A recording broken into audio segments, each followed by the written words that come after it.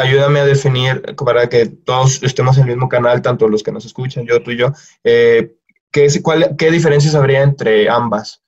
O sea, es como que común, pero me gustaría escucharlo. Una elongación Básicamente, estática, una dinámica. superando los 12 a 15 segundos se representaría una elongación estática y una elongación dinámica sería por debajo de los 10 segundos. Eso dice la bibliografía, pero es más o menos porque hay diferencias. Claro. O sea, es el tiempo durante lo que estás elongando y no los movimientos que haces.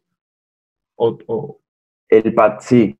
No, lo que cambia en realidad es el estímulo fisiológico que se desarrolla por medio de los órganos tendinosos de Golgi por encima de tanta cantidad de segundos, por ejemplo 12 a 15 segundos, y por debajo de los 9 de los usos neuromusculares, que esa es la activación que te digo que el cuerpo piensa que se va a romper y es lo primero la primera descarga que aplica el cerebro.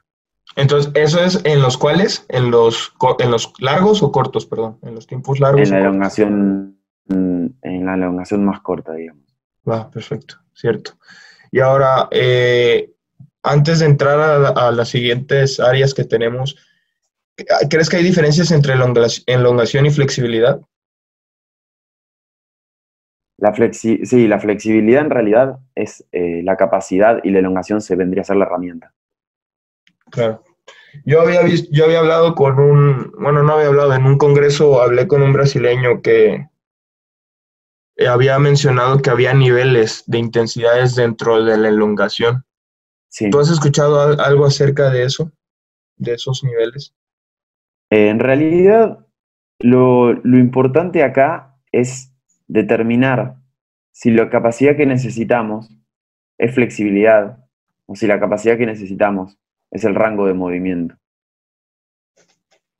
Más allá de las intensidades, ¿se entiende? Sí, creo que sí. Si nosotros entrenamos la flexibilidad de manera pasiva, imagínense un gimnasta que se le cuelgan de encima y lo dejan por minutos con las piernas abiertas, ahí está generando rangos de movimiento totalmente pasivos. Ahora bien, si vamos a un deportista, un jugador de rugby o un jugador de fútbol, lo que necesita es movilidad en rangos activos de movimiento. No necesitamos rangos pasivos, es decir, necesita amplitud de movimiento. De hecho, podría llegar a necesitar la ejecución de fuerza en una amplitud de movimiento determinada. Ahí radica la gran diferencia. Entonces, ¿por qué utilizar métodos pasivos para querer aumentar la ROM o range of movement en un deportista donde lo que necesita son rangos activos de movimiento? ¿Se entiende lo que digo? Sí. Sí, tiene mucha lógica, la cual muchos entrenadores no la ven o tal vez no la saben, pero sí tiene bastante lógica, o sea... un estudio de Siloeiro, que también es bastante actual, determina que en rangos, que el entrenamiento de la flexibilidad no aumenta la ROM, ¿sí?, en rangos activos de movimiento. Claro, sí, esa es la otra. Entonces, a un atleta que sea de movimientos más explosivos, dinámicos, se le debería buscar la ROM en movimientos dinámicos, ¿o cómo fue que mencionaste? Sí, tal cual. En rangos dinámicos de movimiento. Entonces, podría ser movilidad articular. De hecho, el entrenamiento de la fuerza genera un aumento en la movilidad. Wow. O sea, si vos tenés el suficiente control motor para hacer una sentadilla, a medida que vos vayas haciendo la sentadilla correctamente, cada vez vas a ganar mayor rango de movimiento en ese movimiento. Valga la redundancia, ¿se entiende? En ese ejercicio. Sí. Claro. Entonces, el entrenamiento de la fuerza también aumenta el rango de movimiento, que es lo que buscamos. Que entre más estudia la fuerza, más parece que la fuerza está, o sea, en casi todo. Es todo. La fuerza es todo. La fuerza es todo. ¿Cómo va? Sí, eso ya es otro gran tema, pero sí. La fuerza lo es todo. Ok. Entonces, regresando al punto del ROM dinámico, sí es cierto que si entre mayor ROM, mayor, por ejemplo, se me viene a la mente cuando nos dicen de sprintar, entre mayor ROM, o sea, entre más tienes la posibilidad de estirar la zancada o de alargar la zancada, con mayor velocidad y fuerza va a ir, o solo, ¿sí? Okay. A ver, aumentar la ROM lo que nos va a determinar, o lo que nos va a ayudar en realidad, es a la aplicación de fuerza durante un mayor abanico de movimiento. Cuanto menos ROM, menor fuerza en menor rango de movimiento. O sea, igual fuerza en menor rango de movimiento, perdón. Ya, va. Viene la parte en donde yo quiero saber, en México se ve mucho el tema que acabamos de tocar, los entrenadores, incluso mi entrenador todavía terminando de entrenar, trotamos y luego elongamos.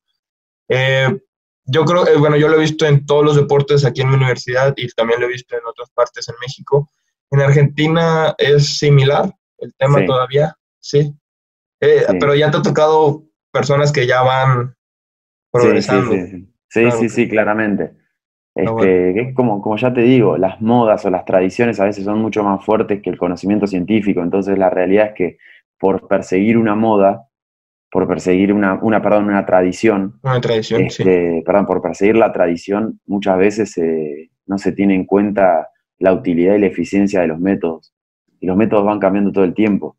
Pero hay algo que no debería cambiar, que es el sentido común. Entonces, si nosotros, claramente, entonces, si nosotros estamos diciendo que le estamos agregando más estímulo a la persona, en vez de dejar que se recupere sola o que utilice otro método que a esa persona le sirva, podríamos primero ahorrar mucho tiempo.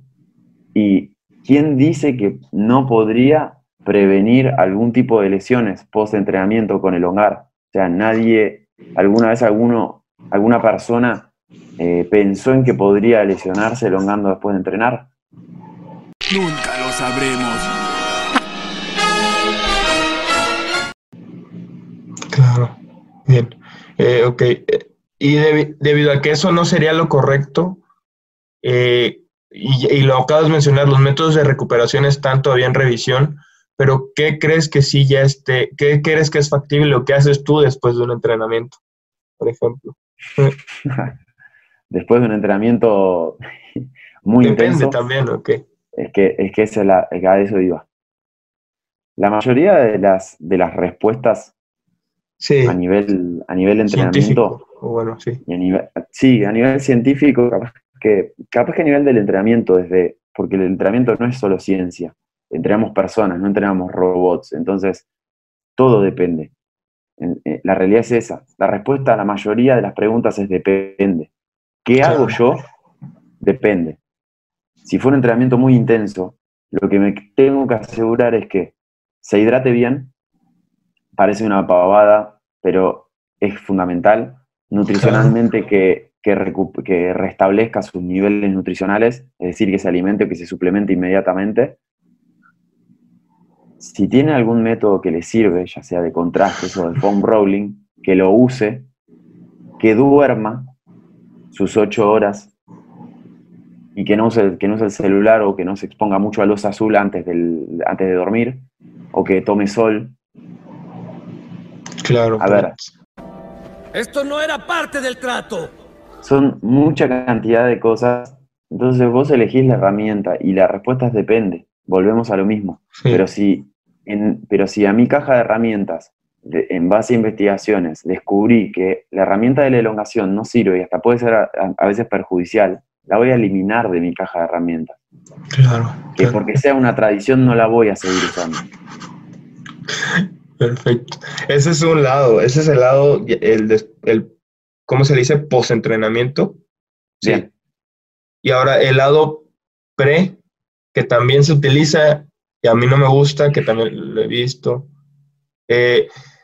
Entonces, ¿qué opinas de elongar antes de entrenar? Te va a remangar seguro, güey, esta noche. Ay, adiós, que te lo diga. Adiós. Pero pues ellos todavía